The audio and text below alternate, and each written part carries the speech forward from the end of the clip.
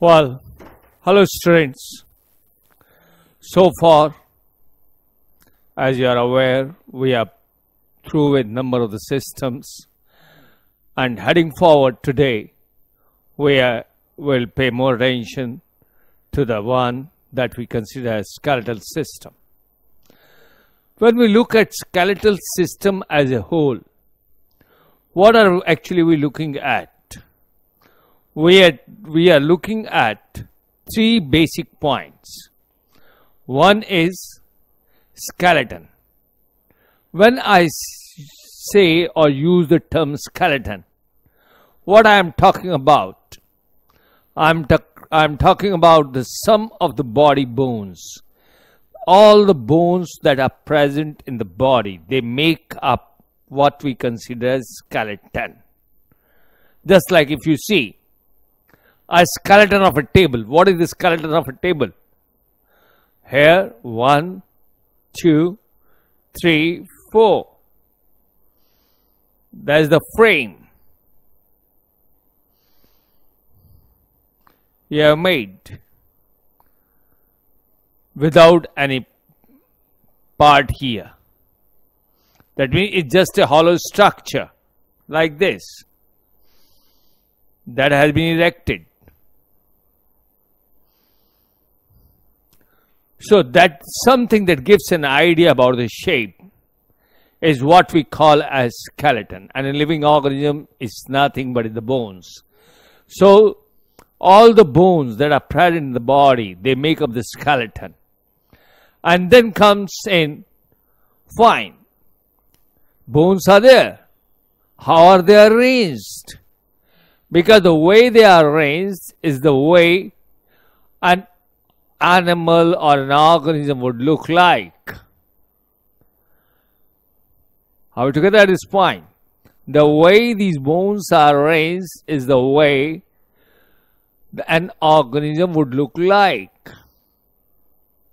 If my chest bones are like this, I would have been more like a bird rather than a human.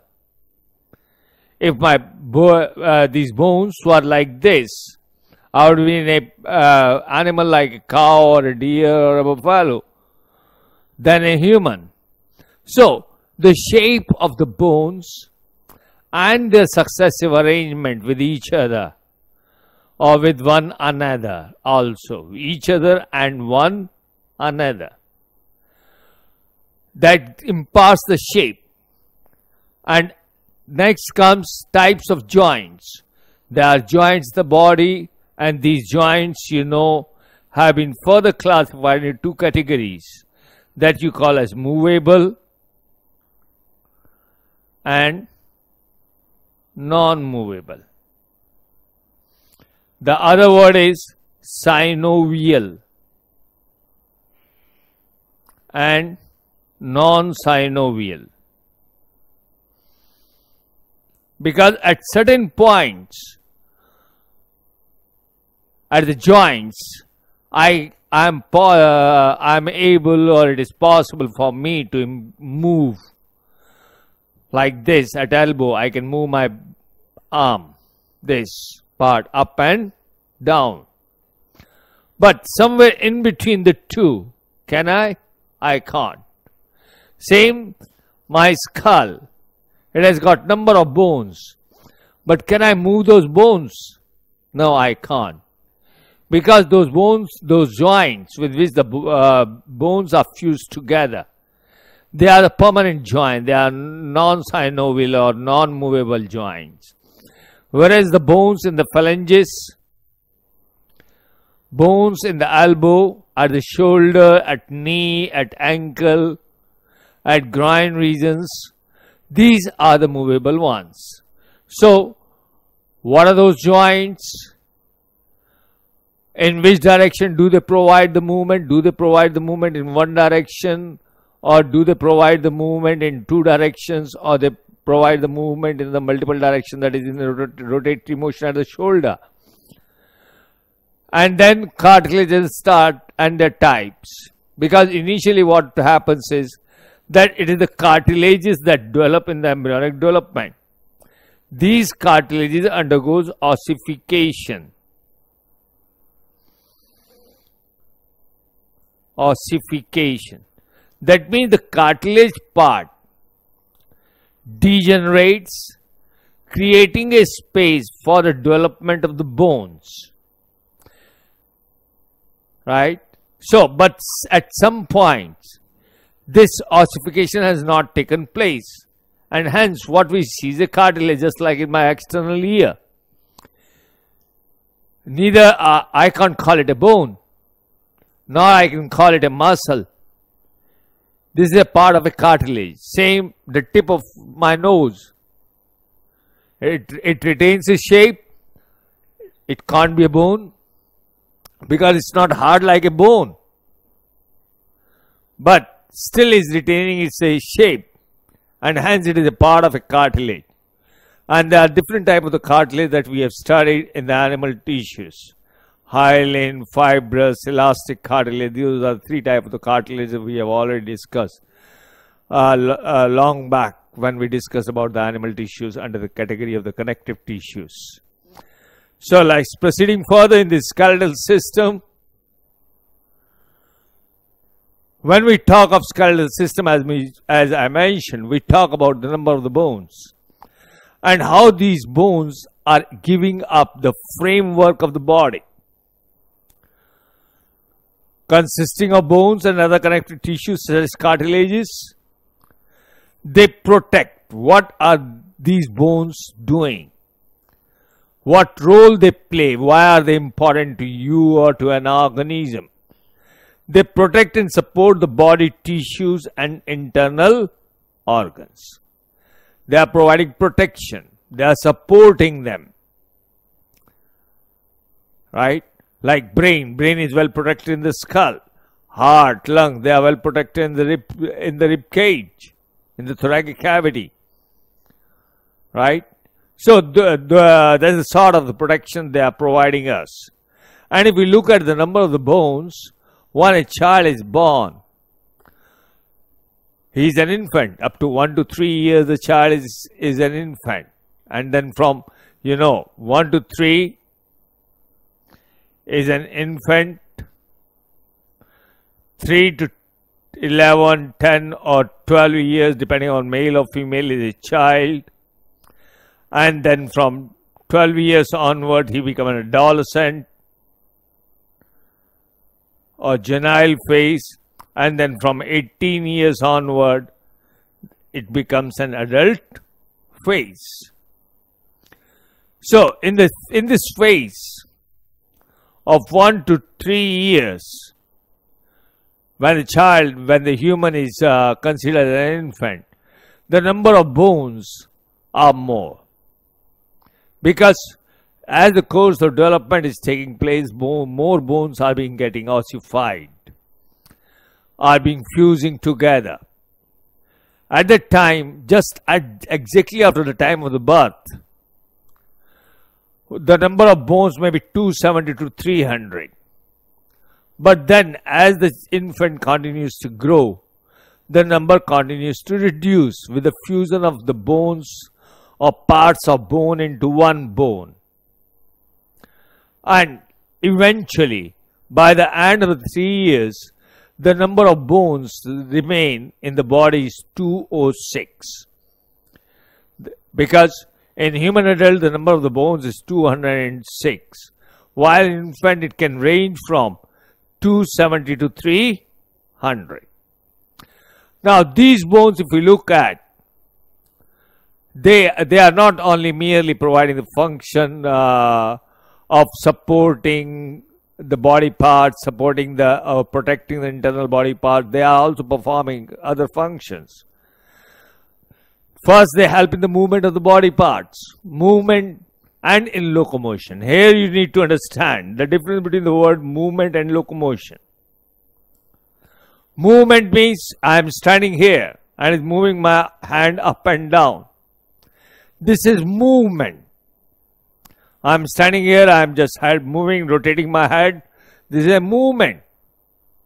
I can't call it a locomotion. Locomotion is when I change my position in totality.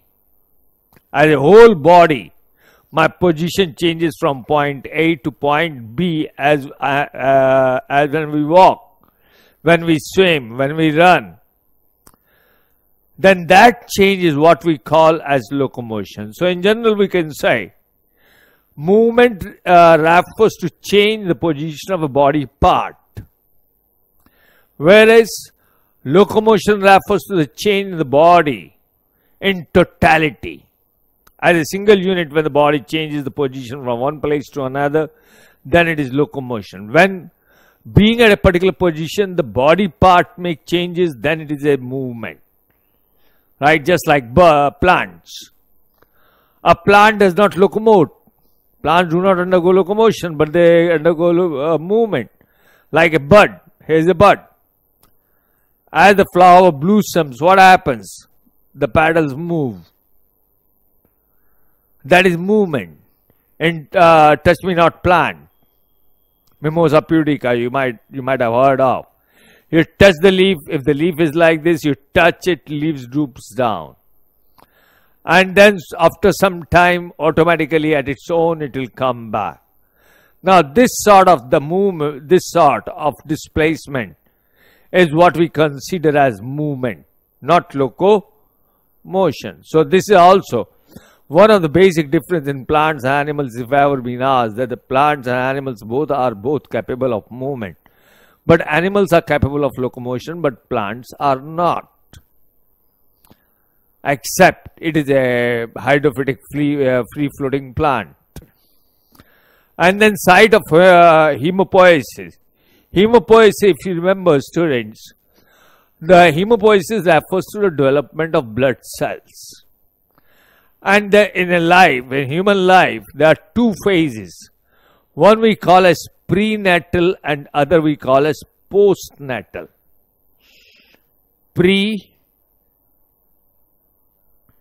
Prenatal and postnatal.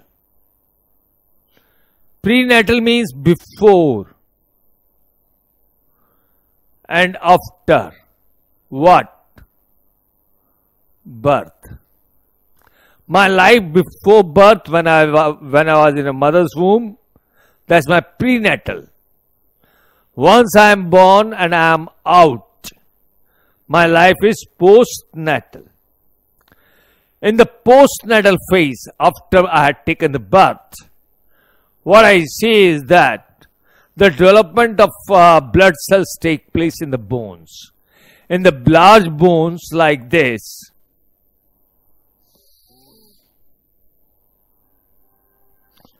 there is a spongy part inside.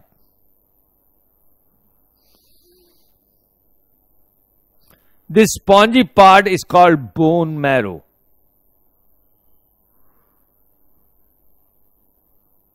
This is the site of what we call as homopoiesis,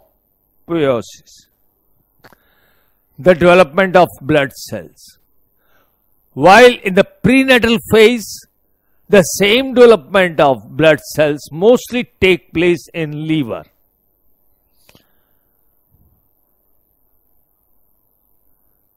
Liver is the prenatal phase, is the site for the prenatal phase of the development of blood cells. That's why if you realize, or if you have not tried to realize and look for or ask for, when the child is born, in first 2 or 3 days, the excreta from the child is blackish in color.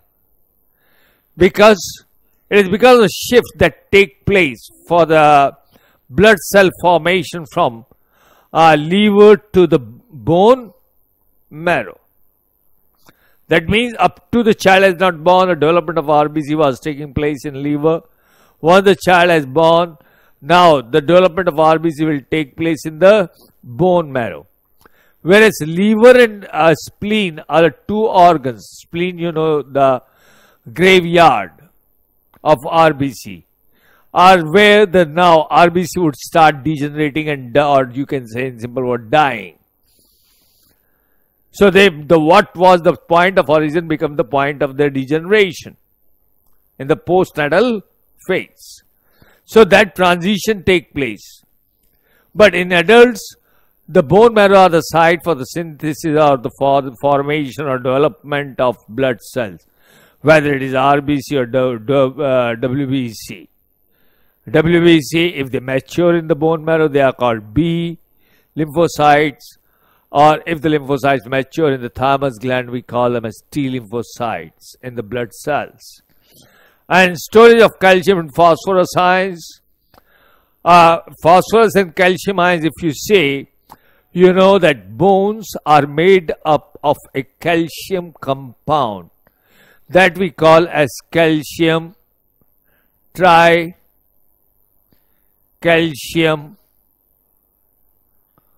phosphate.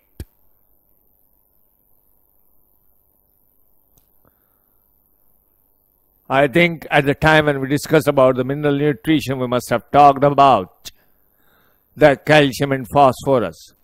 The calcium triphosphate, that is Ca3PO4 whole twice. That's the compound which is mostly found in the bones and is the compound of the calcium and phosphorus. So these bones are the storehouse of the calcium and phosphate ions. And with this, there are other functions also. There are some endocrine functions also linked with the skeletons, but they are too far above your level at this time or for this level of competition. But overall, if we look at bones are well supplied with blood vessels, they are well supplied with nerves, therefore we feel pain when we undergo any fracture. Any sort of dislocation we undergo, we feel pain. And they are the site or the storage sites of calcium and phosphorus as ions in the form of calcium phosphate. Right? And as a function, not only they are providing protection and support to the body parts, they are also the site for the synthesis and development of formation of blood cells, irrespective of their size, irrespective of their types. Whether they are RBC, WBC or blood platelet, they are all formed in the bone marrows. Right? So let's proceed. If we look at the skeletal system in the human, for the sake of convenience, for the sake of easy understanding, we have grouped the skeletal system or classified the skeletal system in two parts, axial and appendicular. When I talk of cranium, vertebral column and thorax, that is thoracic cavity, rib cage, right? We are talking of the axial skeleton, whereas when we are talking of the shoulder blade, pectoral girdles, and the hip bones, that is the pelvic girdles, and the legs and foot or feet, right? We are talking of appendicular skeletal system, appendicular part of the skeletal system. Then, in the axial skeleton, the first part comes in the skull. Now, if you look carefully here, bones in the skull are 22 bones. And out of these 22 bones, 8 bones are cranial bones. That means they make this head region. And 14 are these facial bones. That is, this part that we see in our mirror is what the face is. And all what we see in the mirror, right, not covered with hair, unless you have got a mustache, right, is the part that is made up of facial bones. Bones of the face are the facial bones, and there are 14 of them. And of these, there are 2 hide bone. Remember, hide bone is one of a very specific and unique bone in body. It is present in the neck. All the bones in the body, 205 bones in the body, are attached to one bone or other bone. But hide is the only bone present in the region of neck that is not attached to any other bone. It is what you call as a solitary bone, a single bone that supports the neck as it is. And then ear bones, in each ear, in the middle ear, there are 3 bones that we call as ear bones or ear ossicles, incus malleus and stapes or stirrup, right? So these 3 here, they make the 6 ear ossicles. And then comes to the vertebral column. In vertebral column, if we look at, there are 7 cervical vertebrae, that is in the neck region. From here to here, there are 7 bones. Whether you talk of a man or you talk of a giraffe or you talk of a rat, they have different sizes of the neck. But if we cut open and find out the number of the bones present in their neck region, it would be 7. The bones would be different only in their size, in their length. And then thoracic vertebrae, we know there are 12 ribs, and it is these ribs that are attached to the vertebral columns at the back, and hence there are 12 of these thoracic vertebrae. Lumbar vertebrae, the regions that come from here, that is from the diaphragm region up to the hip region, are the ones that we call as the lumbar vertebrae. These are the vertebrae that help us to bend forward or backward, whatever the sort of the movement and how much we may be able to do, depending upon the physical exercise we go for, yoga we go for, is the one that we achieve through lumbar vertebrae. I can't just bend like this from the chest region now. The only movement in the forward or backward or sideways direction like this or this or this, backward like this, that is all possible because of the lumbar vertebrae. And then we have the sacrum followed by coccyx. Sacrum and coccyx make up what we call as sitting bones. These are the bones that help us to sit,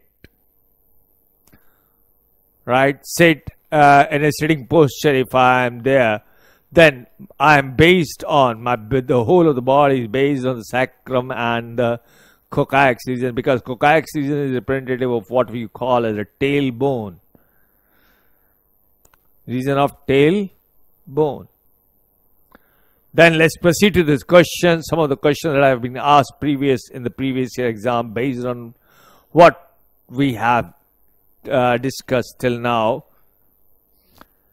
First, which of the following is correct about bones?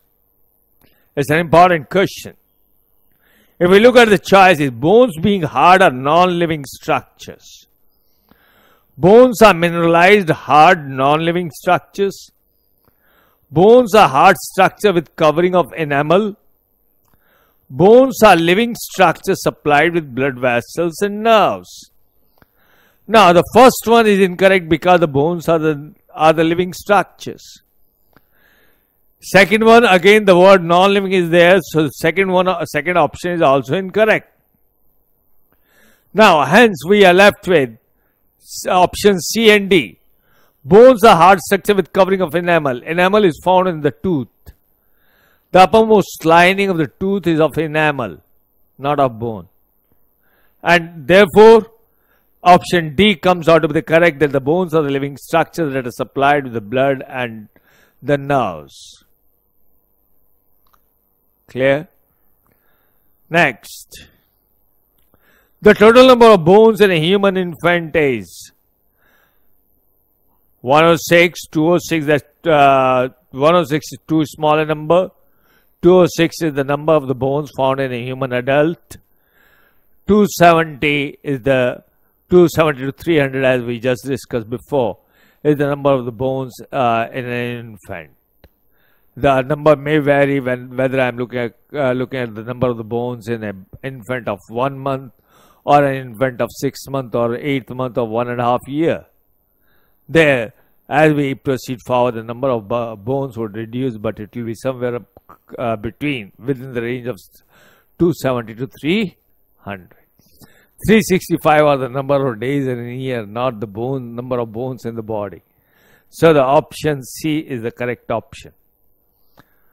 Next, read again. That's a good question. Read the given statement about number of bones in humans. Males carry more number of bones than females. Oh. Females carry more number of bones than males. Both male and female carry equal number of bones. An infant carries more number of bones than an adult.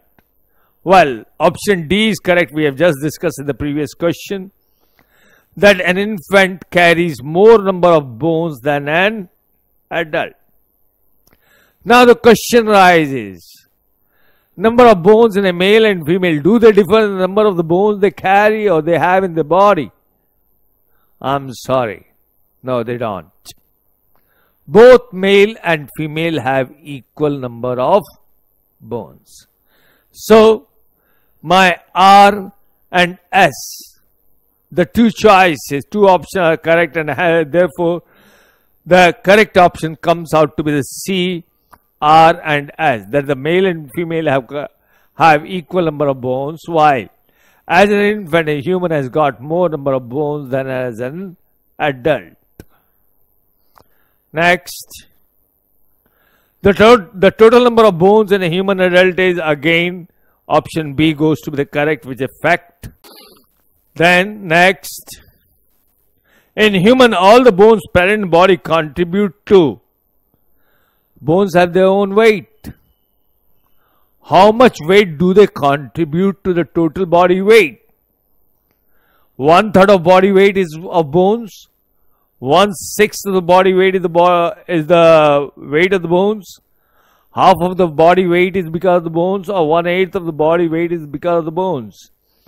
The correct option is B. 1/6 of the body weight is because of bones. You may be surprised at this point that 1/6 of the body weight is the total, because the majority of the body weight is because of the water present in the blood. Clear? So all these muscles are water, that is blood, body fluids, blood, lymph, etc. They all contribute to the body weight in one form or other. And if we look at the total number of the bones that are present in the body, they contribute only to the 1/6 of the total body weight. So option B is the correct. Next, in humans, the excess of calcium is stored in heart, liver, stomach, or body bones. Naturally, bones are the reservoirs.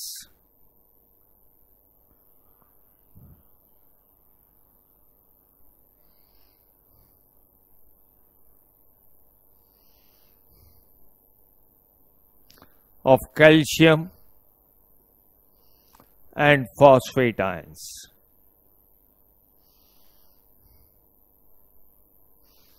Calcium and phosphate ions.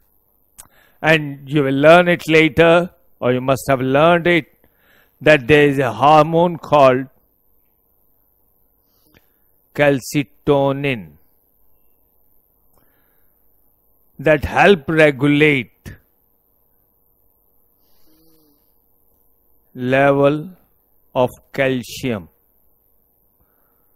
ions in blood, which is very important, because calcium ions are involved in what you call as muscular contraction,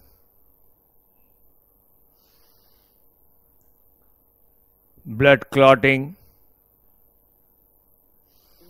These are two important functions where the calcium ions play a very important role, and also in the transmission of the nerve impulses. Nerves, impulse, transmission.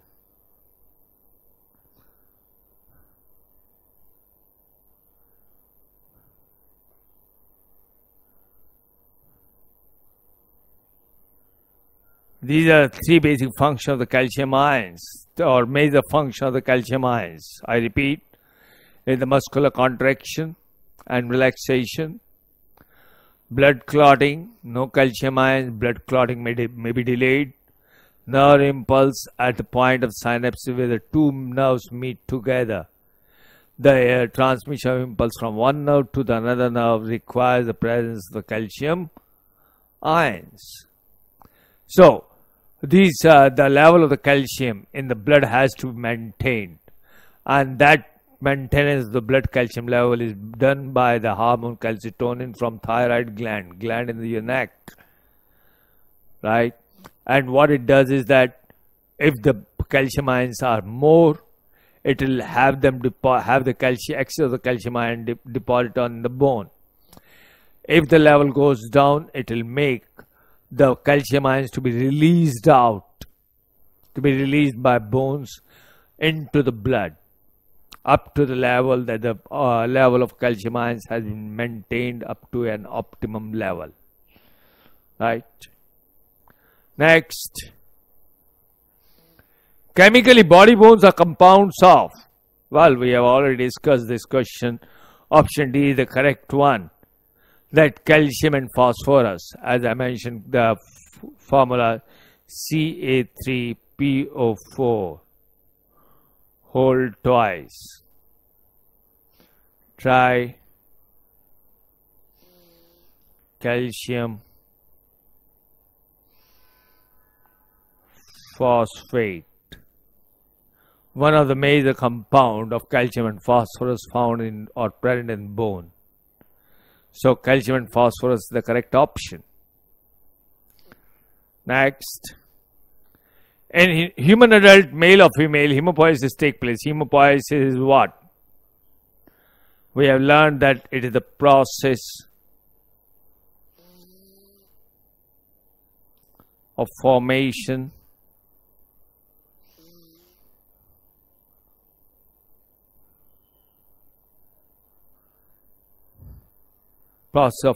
involving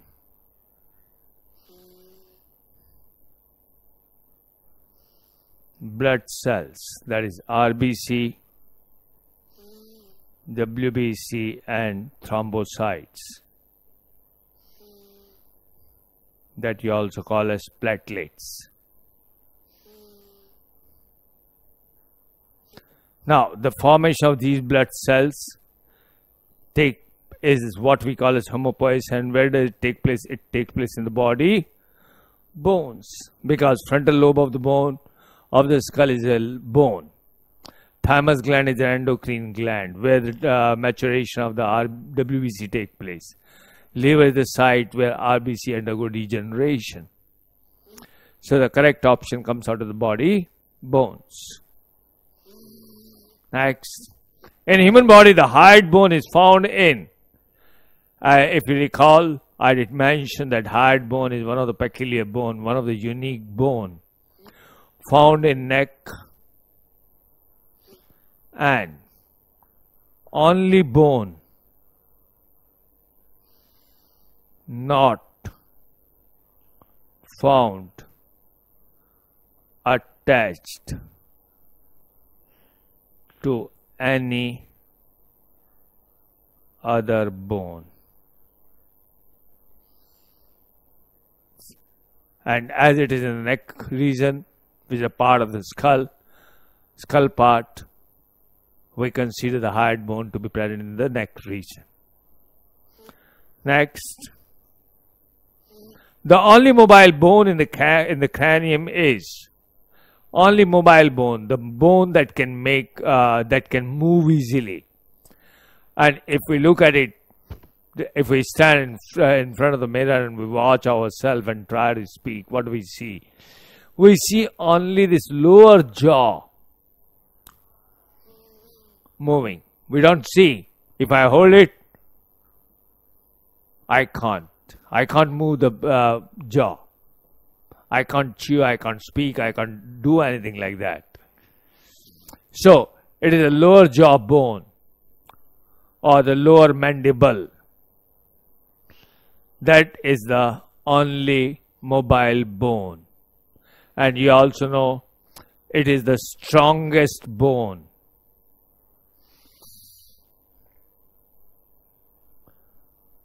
Strongest bone of the body. You can even crack a walnut using this jawbone. Even the carnivorous animals, they can tear the flesh out of a hunted animal using the jawbones, using the teeth in the jawbone, because the jawbone is very strong and it can hold the teeth even if the pressure to be exerted is much more. So it is the lower mandible, which is the part of the cranium and is the only mobile bone. Next.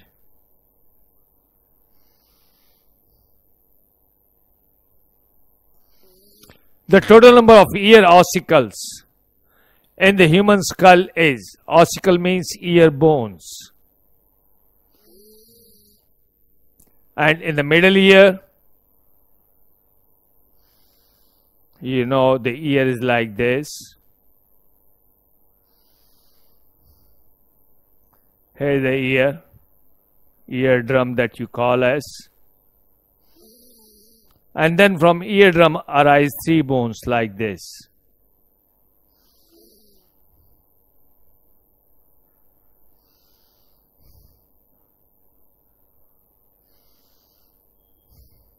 And this is the internal ear.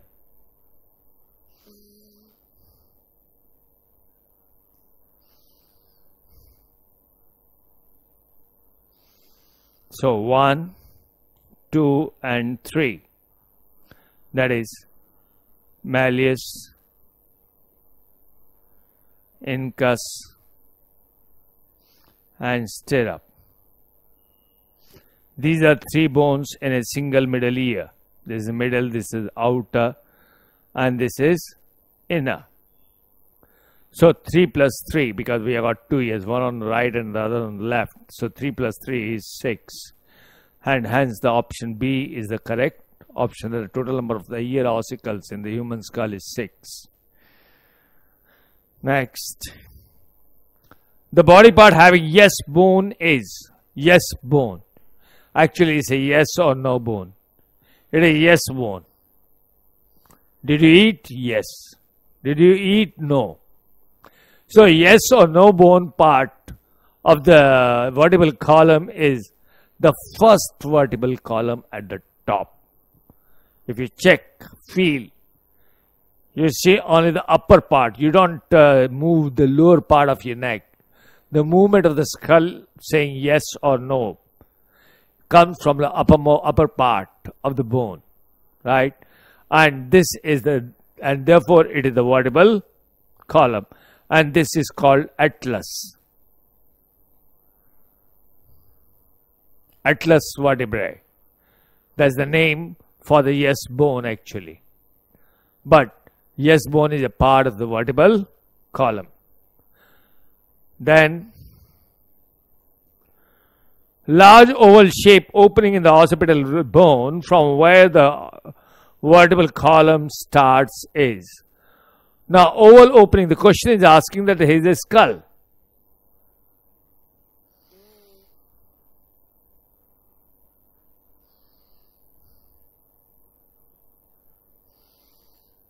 And here is an opening because this is the brain part. And from brain part is coming out here what you have, the word spinal cord.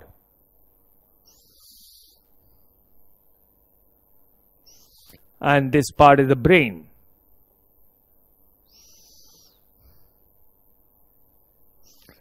Hence, there is this opening. What is this opening called? This opening is called foramen of magnum. The name for the opening that allows the continuation of bone of the brain in form of the spinal cord that lies protected in the vertebral column in the backbone is foramen of magnum. Am I right? Foramen of mandible is the one where the lower jawbone is attached to the facial bones such that it could move. Foramen of Monro is inside the brain, and foramen of Langer is a sort of a disease that some of the people may suffer. It's a skeletal disease. Next. Which of the following is the correct number of bones in the human's vertebral column? Vertebral column starts from the atlas, the first vertebrae, up to the last, that is coccyx regions, which is the tailbone. The total number of bones is how much? If we look at the total number of the bones, if we look sacrum and coccyx as one bone, is 24. Option D is the correct one. Or if we consider total number of bones in the vertebral column to be 33, then it will be C comes to be the correct one. But we take sacrum as a single bone, coccyx as a single bone, and option D to be the correct. The total number of bones in the vertebral column is 24, and out of these 24, 22 are the vertebrae. One is sacrum that comprises of 5 bones fused together as a single bone. Coccyx, number of bones are 4, but again fused together as a single bone. Right, and these two together, they make up what we call as sitting bones.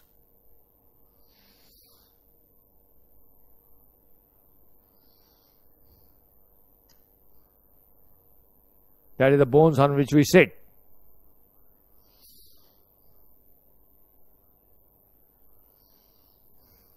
Next, the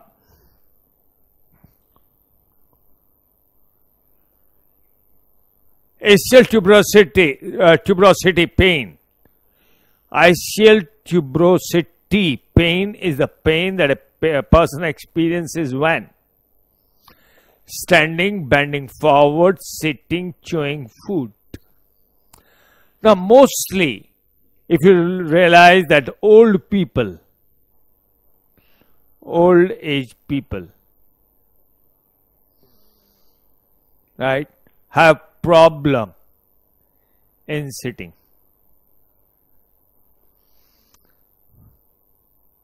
Right.